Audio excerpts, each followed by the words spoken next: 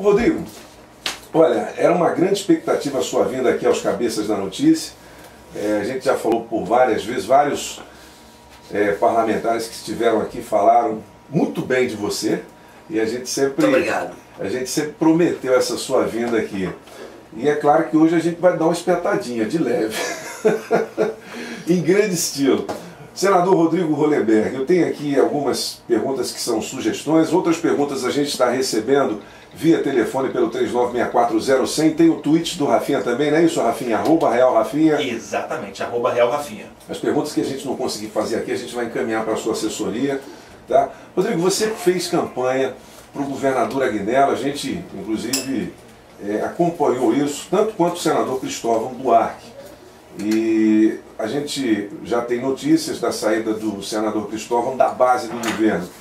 Como está hoje o senador Rodrigo Hollenberg em relação ao governo do Distrito Federal, depois de tantas denúncias e tantos desencontros do governo? Bom, Pop, de fato nós fizemos uma campanha juntos, né, PT, PSB, PDT, o Aguinaldo como candidato a governador, eu e o senador Cristóvão como candidatos ao Senado. Nós temos muitas críticas ao governo, entendemos que o governo assumiu Brasília numa situação muito delicada, após a maior crise política da história do Distrito Federal, quando tivemos em 2010 4 governadores apenas no ano. Mas entendo que o governo errou inicialmente a não buscar um apoio, uma colaboração maior de pessoas experientes e aliados históricos do Partido dos Trabalhadores, como o PSB e o PDT. Acho que o governo se fechou, fez um governo muito centralizado, com atribuições muito grandes e muito concentradas na mão de poucas pessoas inexperientes no trato da questão política, e isso de certa forma isolou o governo. Por outro lado, o governo também fez várias alianças com setores conservadores da cidade, dando mais importância a essas forças conservadoras que não participaram efetivamente da sua campanha, que não tinham uma tradição de aliança, em detrimento de alianças históricas como a do PSB e do PDT. Por exemplo, como se pode imaginar você compor um governo do Distrito Federal depois da campanha que nós fizemos, sem ouvir o senador Cristóvão na área de educação, por exemplo? Claro que com toda a experiência que nós tivemos no governo do Distrito Federal, no governo federal, nós poderíamos estar dando uma contribuição muito maior. Eu tenho dito várias vezes, como coordenador da bancada do Distrito Federal, me coloquei à disposição do governador para que a bancada pudesse ajudá-lo a resolver alguns problemas. Por exemplo, agora, esta semana passada, foi através de uma iniciativa da bancada, iniciativa minha, chamamos a OAB e a UNB para buscar construir uma comissão de intermediação, de diálogo, que pudesse tentar contribuir para pôr fim à greve dos professores, uma solução que fosse boa para todos, fosse boa para os professores, fosse boa para os alunos e para os pais, e que colocasse fim. Essa comissão teve um papel importante no sentido de garantir a desocupação pacífica do prédio do Buriti. E, no entanto, ao longo desses 1 ano e 4 meses, nós fomos muito pouco utilizados. A gente, embora tenha se oferecido várias vezes para cooperar. Então, nesse momento, Toninho, o PSB está discutindo, está refletindo sobre qual é o melhor papel na cidade. É permanecer no governo, sabemos que temos responsabilidade, estamos fazendo bons trabalhos, especialmente na área da agricultura, ou é melhor manter uma posição de independência em relação ao governo? Estamos fazendo essa reflexão com muita tranquilidade, com muita profundidade, temos um profundo compromisso com essa cidade, com o Distrito Federal, e qualquer que seja a decisão do PSB, o importante é que nós estaremos sempre do lado do Distrito Federal, do povo, procurando fazer o melhor para a população do Distrito Federal. Senador Rodrigo Hollenberg, o PDT já abandonou, né, a base aliada. Eu tive informações ontem da saída do deputado Israel, e ele desocupou uma secretaria, que era a Secretaria do Trabalho, e um outro órgão do governo. O senador já havia falado sobre isso. Bom, a gente sabe que o papel do parlamentar é lutar pelo povo de Brasília. A gente sabe que o objetivo maior de todos os parlamentares, pelo menos em tempos de campanha, é justamente esse. A gente sabe da sua responsabilidade, da sua seriedade com a causa da nossa capital. Javiel, você Eu só queria concluir, completar e fazer uma pergunta, Paulo. Completar dizendo que hoje temos a Assembleia dos Professores. E houve essa reunião, senador, na sexta-feira, juntamente com a OAB, os deputados da base. Hoje termina a greve, se Deus quiser, né? Veja bem, desde a semana passada, essa comissão constituída pela bancada federal, com participação de alguns deputados distritais, OAB e UNB, vem procurando conversar para construir uma proposta intermediária. Essa proposta foi feita, foi apresentada ao governo do Distrito Federal, que aceitou os termos da proposta, e ela será encaminhada hoje pela direção do movimento na Assembleia, propondo a suspensão da greve. Eu acho que há um entendimento de que é importante suspender esse movimento, aprofundar essas negociações, agora com uma interlocução permanente da OAB, da UNB e da bancada federal, para que a gente possa retornar às atividades, à normalidade das aulas do Distrito Federal, sem vencedores nem vencidos. É muito importante derrotar o movimento social, derrotar uma categoria importante como os professores não é bom para nenhum governo. É importante suspender, esperar o mês de setembro, quando já teremos o desempenho do segundo quadrimestre, para que aí sim, voltando à mesa de negociações, isso faz parte da proposta, manter uma mesa de negociações a partir de setembro, tendo os números do desempenho econômico e financeiro do Distrito Federal nas mãos, para ver o que pode ser efetivamente feito do ponto de vista, por exemplo, da antecipação da TIDEM, que é uma gratificação que os professores recebem, que é uma das grandes reivindicações dos professores.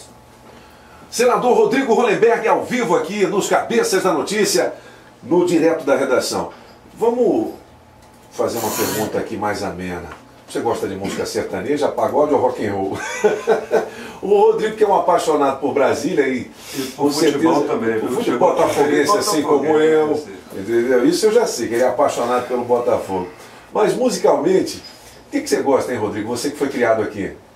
Olha, eu quando era jovem, curti muito rock na minha vida, gostei sempre muito de rock. Eu gosto muito de música, de todos os tipos de música, eu gosto, curto, gosto de dançar, gosto de participar dos eventos da cidade, portanto me sinto bem em todos os ambientes. Uma corridinha de vez em quando, né?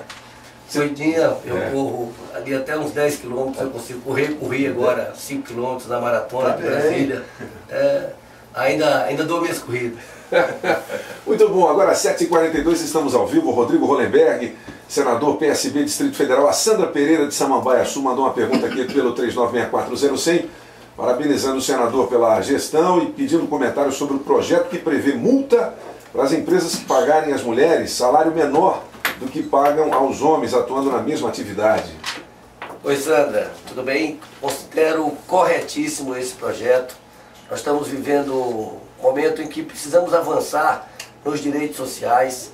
Elegemos pela primeira vez uma presidenta da República e isso já se faz sentir numa série de projetos e iniciativas que vêm sendo implementadas. Essa, por exemplo, é uma da maior importância. Não tem absolutamente nenhum sentido que uma mulher que desempenha o mesmo trabalho, a mesma função de um homem, receba uma remuneração inferior apenas pelo fato de ser mulher. Portanto, acho que esse é um avanço na nossa legislação que deve ser aplaudido.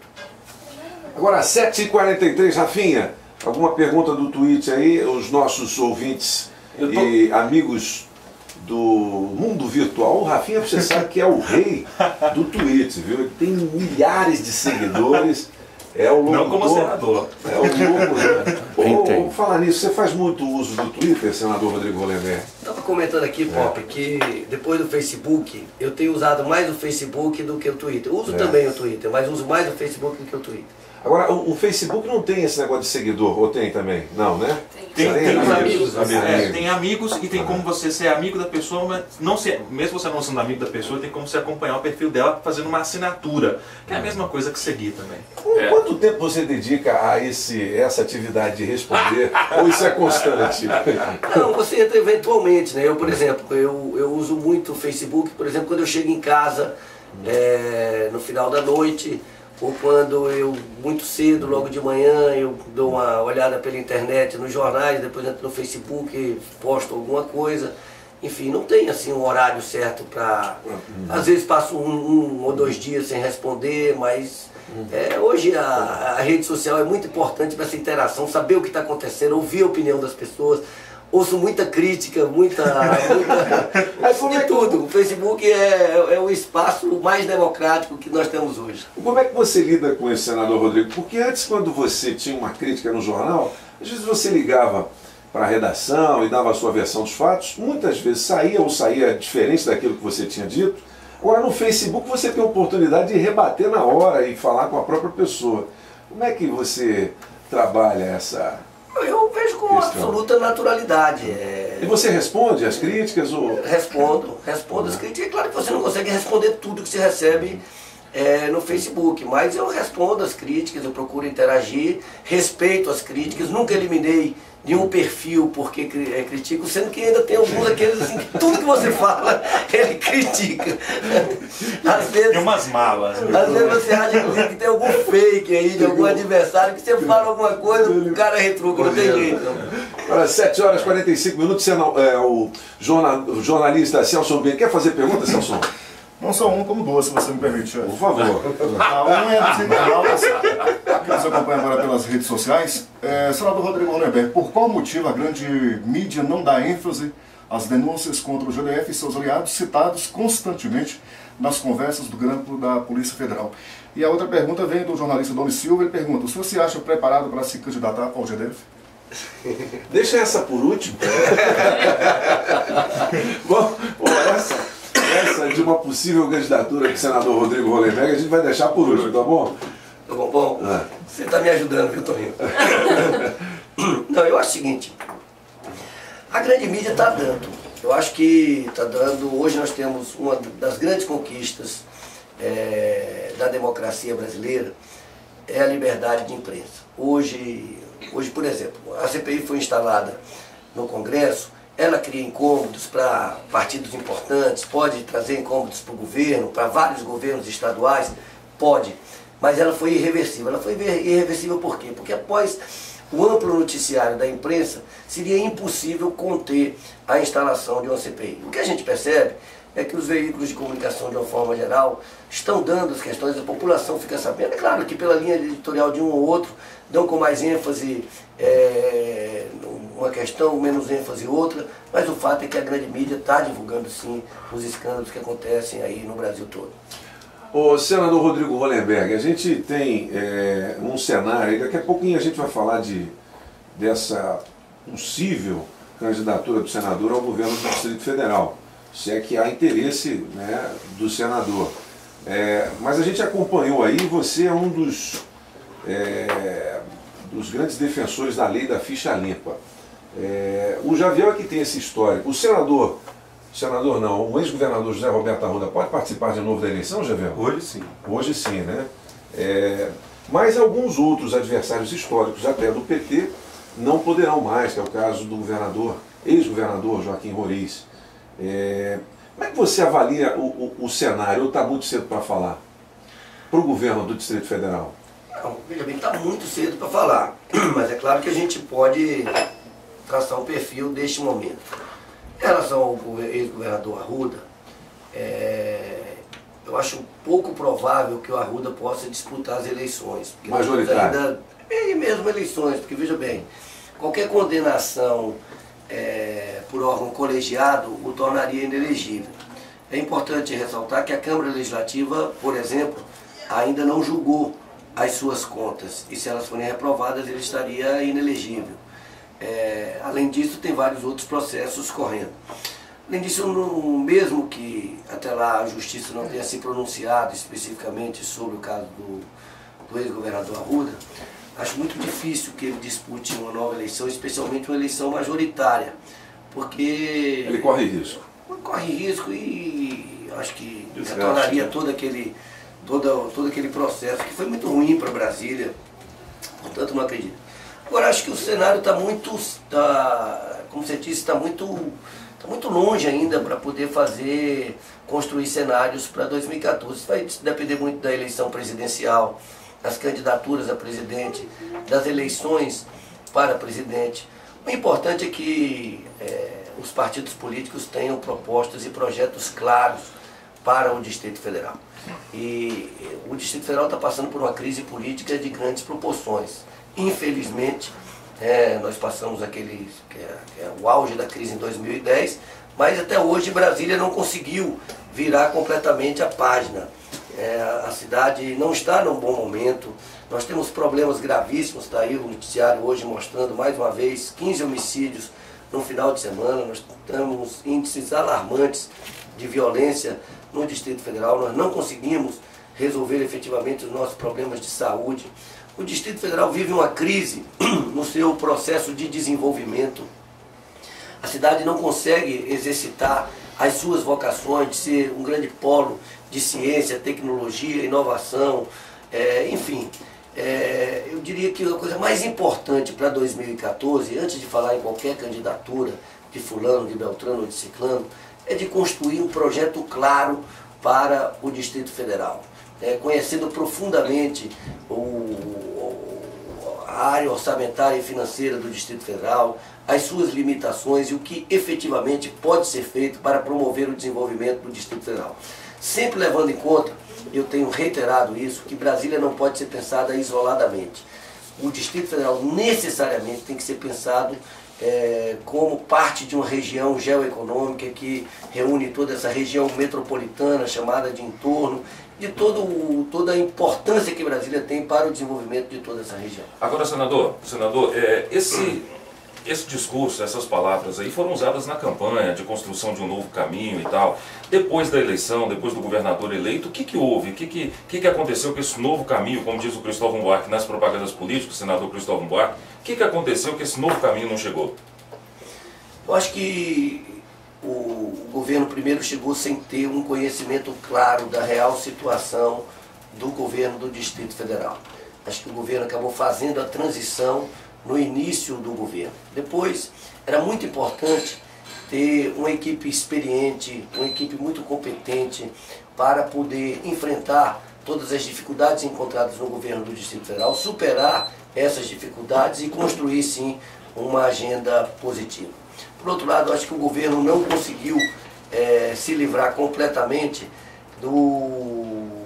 de setores conservadores que estão incrustados na máquina pública do GDF e que vem criando enormes dificuldades. Portanto, eu acho que foram muitos os problemas, eu acho que a gente tem que aprender com esses erros, mas efetivamente eu entendo que o governo não conhecia efetivamente o tamanho do problema do governo do Distrito Federal, das dificuldades que seriam encontradas e não chegou com um projeto muito claro do que deveria fazer.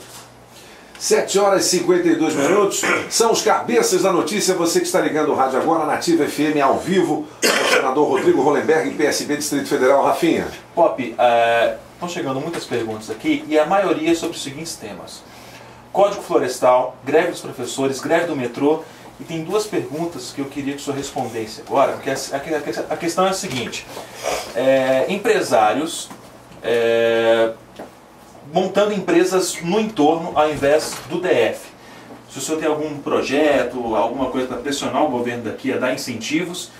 E a outra questão um pouco polêmica também, envolve o Ministério Público, que quer brigar com o governo federal em relação a presidente Dilma não ter concedido um aumento aos servidores do judiciário. Então tem essa pergunta aqui também que é um pouco polêmica e pedindo para o senhor comentar. Bom, empresários montando empresas no entorno. Veja bem, grande parte dos trabalhadores que trabalham no Distrito Federal vem diariamente da região do entorno do Distrito Federal, de Águas Lindas, de Novo Gama, de Valparaíso, de Cidade Ocidental, de Planaltina de Goiás, principalmente. Essas pessoas que estão vindo, elas estão disputando o emprego com as pessoas que moram no Distrito Federal. Se empresas se instalam na região do entorno, isso não é ruim para o Distrito Federal. É importante ter empregos ali, para melhorar a qualidade de vida dali, para reduzir o trânsito dessas cidades do entorno para o Distrito Federal todo dia.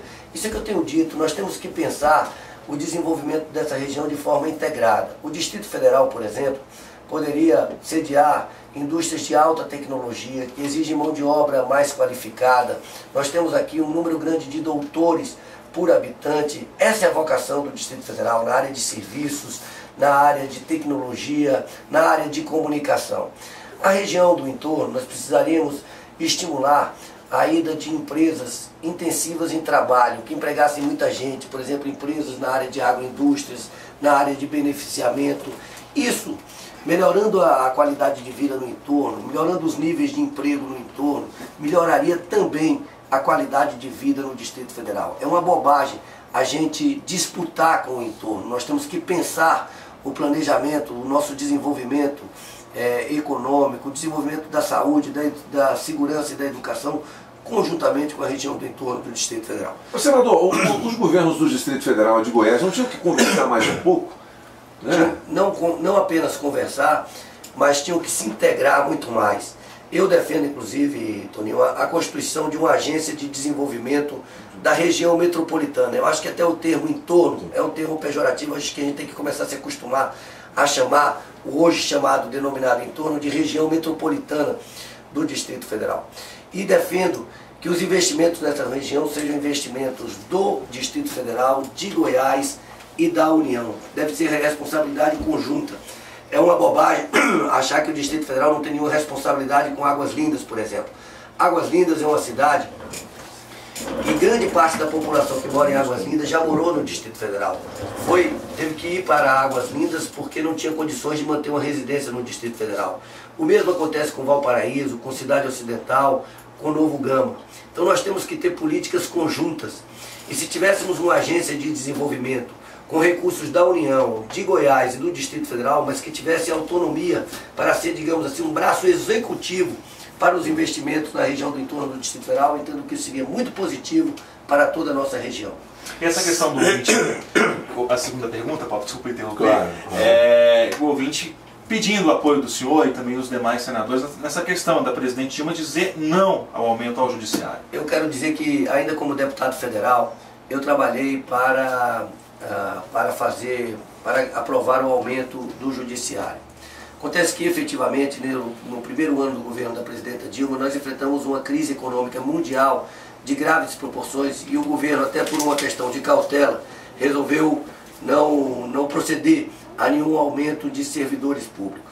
É claro que nós temos que aguardar um melhor desempenho da economia, é absolutamente legítimo esse movimento dos servidores do judiciário, como também de outras categorias, e terá o nosso apoio, mas é importante também aguardar o momento adequado para retomar esse debate.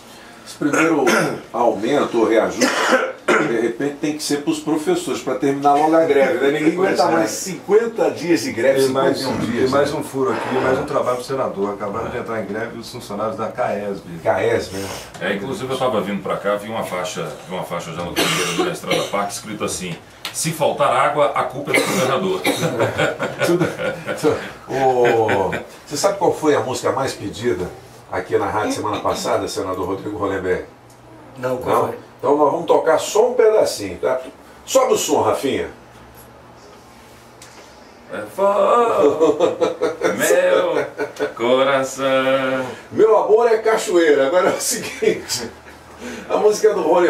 A gente está brincando aqui, na verdade, só para descontrair, mas esse negócio aí do Carlinhos Cachoeira, de certa forma, envolve políticos, empresários, todo mundo fala com o homem. Você ultimamente, ou aliás, eu não sei, você já conversou com o Cachoeira, Rodrigo? Não, via telefone, pessoalmente? Não conheço, nunca ouvi pessoalmente, nem a ele, nem nenhuma dessas pessoas que estão citadas aí como do grupo de Cachoeira.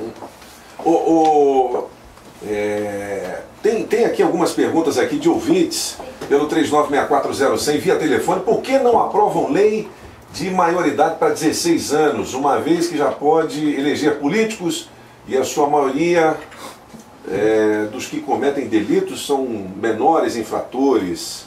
Acredito que esses já podem responder pelos seus atos. O João de Souza do Sudoeste, ele perdeu um filho em acidente de trânsito com um motorista alcoolizado. Ele parabeniza a lei que torna mais rígida, né, a pena para quem conduzir veículo alcoolizado. São essas perguntas por enquanto, Rodrigo. Veja bem, está em debate no Congresso Nacional, tem uma comissão formada pelo presidente Sarney para discutir, fazer uma revisão do Código Penal brasileiro. Eu acredito que está na hora de fazer sim uma revisão do Código Penal.